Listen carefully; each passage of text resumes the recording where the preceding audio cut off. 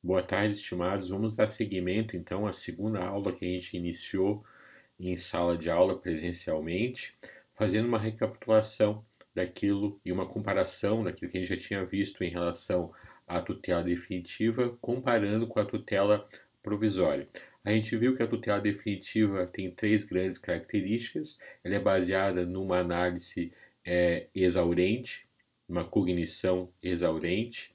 Ela tem um manto da coisa julgada e que dá o que? Segurança jurídica. Qual é a comparação que a gente faz com a tutela provisória? Em contrapartida, a tutela provisória tem três grandes características: a sumariedade da cognição, ou seja, ela é concedida com base numa análise não exaurente, né, não se esgotando na totalidade da análise da questão, mas ela é concedida com base numa análise superficial, perfunctória, naquilo que o conteúdo que o magistrado tem naquele momento do processo, ou seja, uma análise superficial.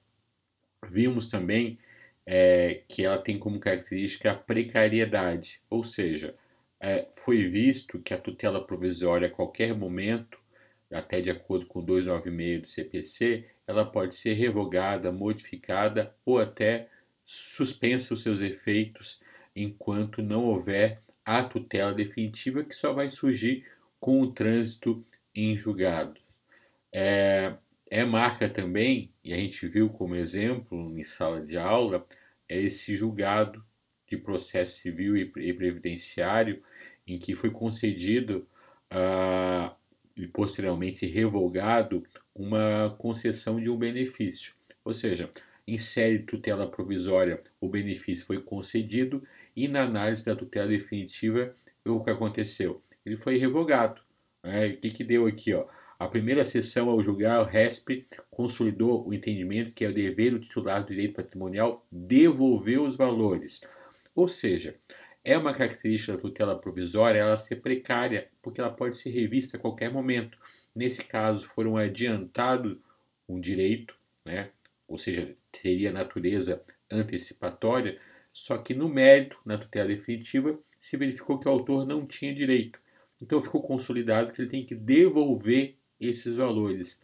Porque a gente sabe, e é disso, que toda tutela ela é precária, porque ela pode ser modificada a qualquer momento. Outra grande característica da tutela provisória, ela é inapta a tornar-se indiscutível pela coisa julgada, ou seja, ela é inapta a formar a coisa julgada. Mais para frente a gente vai ver que isso não se confunde com a estabilização prevista lá no artigo 304, relativo à tutela de natureza antecipatória antecedente. Aqui, por enquanto, basta saber que a tutela provisória não tem um manto, não tem um condão de fazer a coisa julgada.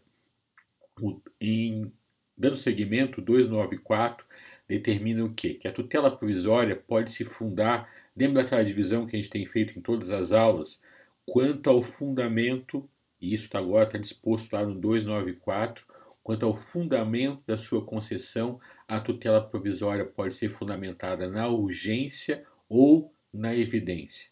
O parágrafo único vai fazer aquela outra divisão. Quanto à natureza, a tutela provisória de urgência pode ser de natureza cautelar ou de natureza antecipada.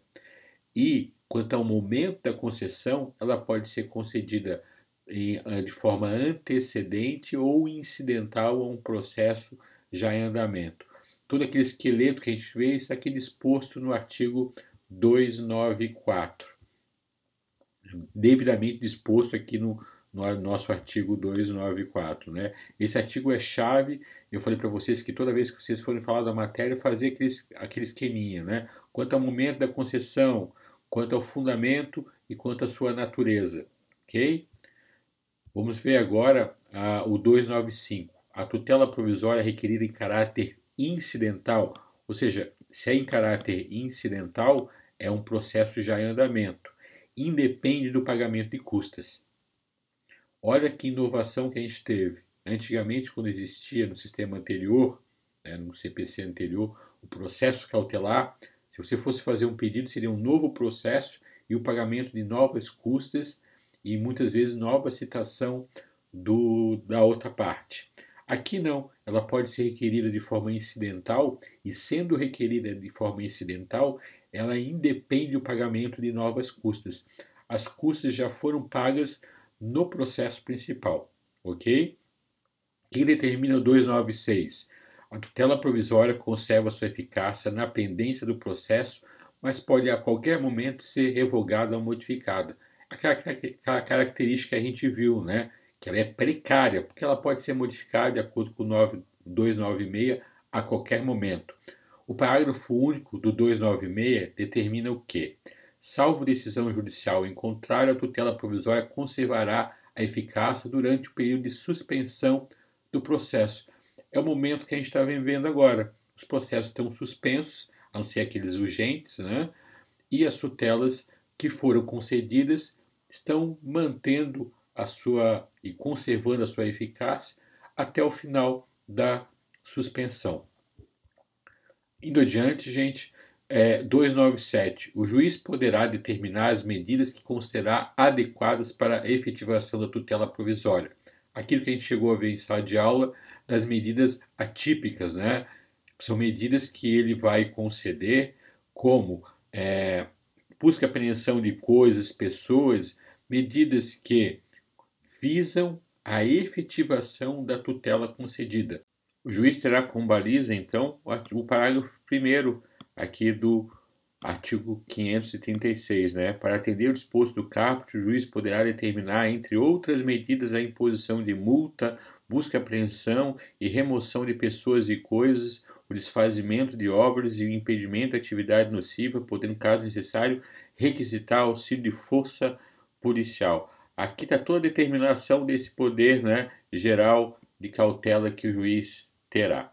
Dando seguimento, então, vamos ver a questão da multa combinatória, né, as trends famosas, né? Nesse caso, dessas medidas que o juiz efetivar para garantir a efetividade da tutela provisória, ele pode fixar até ex officio a multa em caso de descumprimento. Que eu sempre falo, né? Nesses casos, quando houver o pedido de tutela provisória com, por exemplo, uma obrigação de não fazer, faz parte do próprio autor já requerer a fixação dessa multa, muito embora ela possa ser fixada, consoante a gente já viu, de ofício pelo juiz. Normalmente se pede mais para se ganhar menos, né? Quer R$500 por dia, tu vai pedir 1.000. Tu quer 1.000, vai pedir 2.000. Tu quer 300, vai pedir 500 por dia, reais por dia, por descumprimento. Cada dia que a parte for descumprir, tem uma multa, umas trends nesse valor fixado pelo juízo. Gente, outra questão relevante é o momento da concessão da tutela provisória. Ela pode ser em razão de uma decisão interlocutória, de uma sentença, uma decisão monocrática do relator, acórdão. Ela pode ser concedida em todos esses momentos, sempre lembrando, por ser uma decisão interlocutória, qual é o recurso cabível, tanto da concessão quanto da denegação de uma tutela provisória.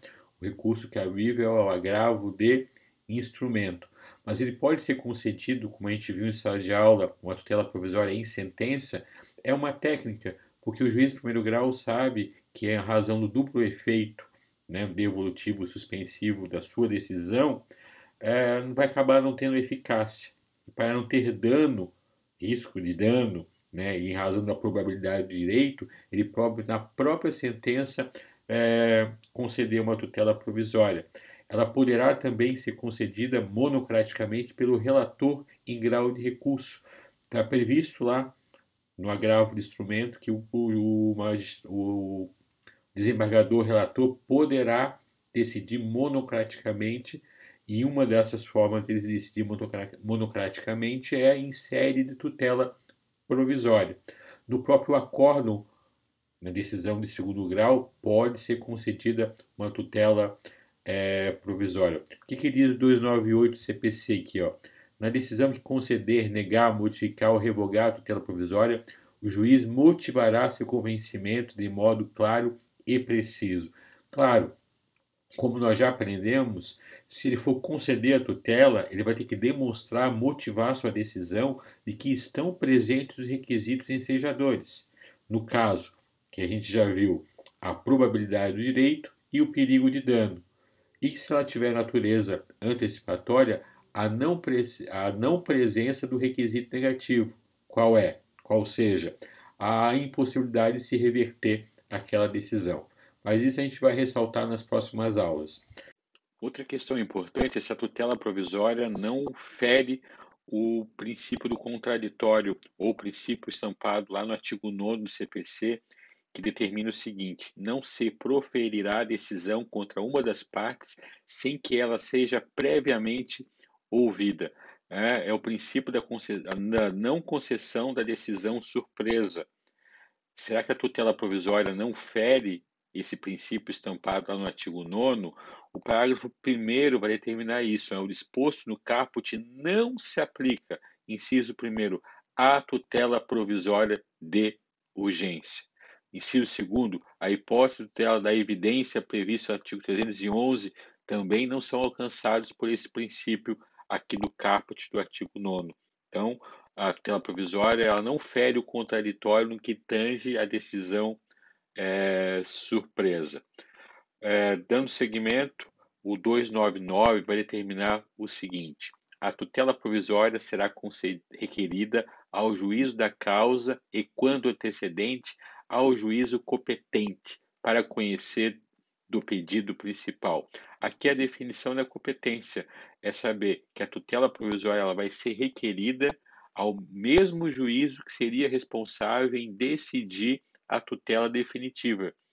Tutela definitiva é aquela que vai ocorrer após o trânsito julgado. Ou seja, se você for imaginar o requerimento de uma tutela provisória antecedente, qual seria o juízo competente? O mesmo competente para conhecer a tutela definitiva.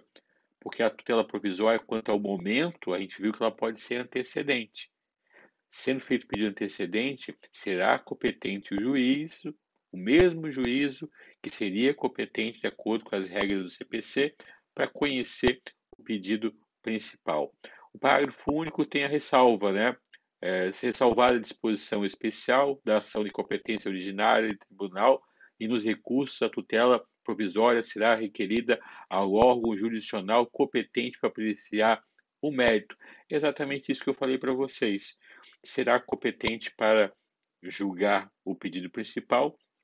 O mesmo juízo vai ser competente para julgar os pedidos de tutela provisória. Ok? Tranquilo em relação a isso. Gente, para terminar, aquele mesmo esquema de sempre que tem que estar tinindo na cabeça de vocês, e todas as aulas a gente vai fazer esse resumo.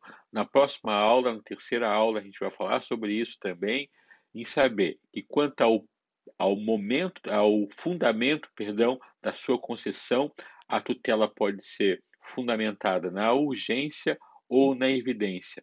Quanto à natureza do provimento, ela pode ter natureza antecipatória, quando for adiantar o direito material ou parte dele, ou pode ter natureza cautelar. Quanto ao momento da concessão, ela pode ser antecedente ou simultaneamente, né, a um processo, ou incidental a um processo já em curso. Antecedente, não existe um processo em curso ainda, é antes, antecedente.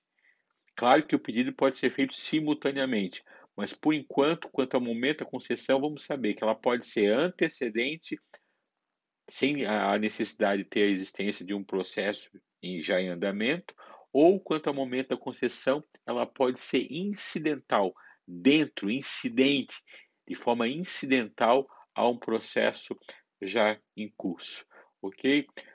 Até a próxima aula, em que a gente vai completar a aula 3, vamos ver por aqui a aula 3 inteira. Demais recados vão ser passados lá no grupo do WhatsApp. Uma boa tarde a todos e até a próxima aula.